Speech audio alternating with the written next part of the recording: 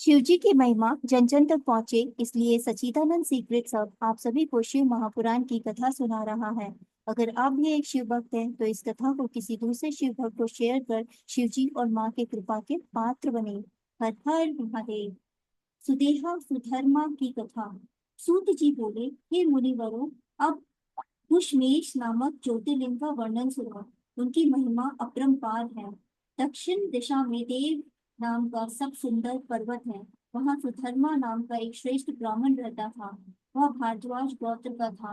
उसकी पत्नी का नाम सुदेहा था। सुदेहा प्रतिदिन अग्निहोत्र करने वाली शिव जी की परम भक्त महिला थी, परंतु वह निसंतान थी। सुधर्मा को तो इसका कोई दुख नहीं था, परंतु उसकी पत्नी सुदेहा दुखी रहती थी। वह पुत्र की प्राप्ति चाहती थी। इस पर पति अपनी पत्नी को समझाता कि सभी संबंध स्वार्थ के लिए हुए होते हैं। माता पिता पुत्र आदि सभी को हमने देख लिया है। कभी कभी पत्नी के ज्यादा दुखी होने पर वह उसे फटकार लगाकर चुप करा देते थे। वह हमेशा शिव जी की भक्ति में ही लगा रहता था। एक दिन की बात है, सुदेहा अपनी सहेलियों के साथ मन बहलाने हेतु चली गई। वहां पर उसका कई स्त्रियों के साथ झगड़ा हो गया। उस झगड़े में स्त्रियों ने उससे कहा, तू तो बांझ है, तू इतना अभिमान किस लिए करती है? हमें पता है कि तेरे पास बहुत धन है, परंतु कोई संतान न होने के कारण तेरे धन पर राजा का अधिकार हो जाएगा। यह धन दौलत तेरे किस काम की रहेगी? हमारा धन तो हमारे पुत्रों के काम आ जाएगा। इस प्रकार की बातें सुनकर सुदेहा घर को लौट आई और बहुत दुखी होने लगी। उसने रो रो कर सारी घटना अपने पति को बताई। इस पर सुधर्मा अपनी पत्नी सुदेहा को बंधाने लगा और बोला, जो होनहार है वह अवश्य होती है, इसे व्याकुल नहीं होना चाहिए।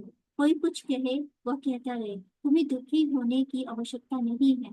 तब सुदेहा बोली, हे प्राणनाथ, या तो किसी प्रकार पुत्र प्राप्त करो, नहीं तो मुझे मार दो। तुम ऐसा नहीं कर सकते तो मैं स्वयं अपने प्राण त्याग दूंगी।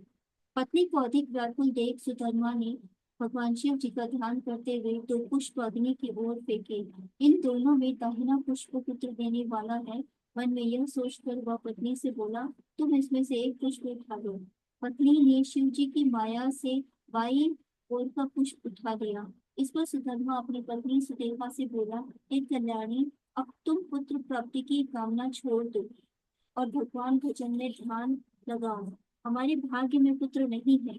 इस तरह वह पत्नी को समझा बुझाकर शिव पूजन में लगा गया। कुछ समय पश्चात सुदेवा फिर बोली, हे प्राणनाथ, मेरे गर्भ में गर्भ से यदि पुत्र प्राप्त नहीं होगा तो आप दूसरा विवाह कर ले। मैं यह बात प्रसन्न मन से सोच समझकर कह रही हूँ। सुधर्मा बोला, मुझे अब दूसरे विवाह की विपत्ति में मत डालो। इस प्रकार सुधर्मा ने दूसरे विवाह के लिए मना कर दिया।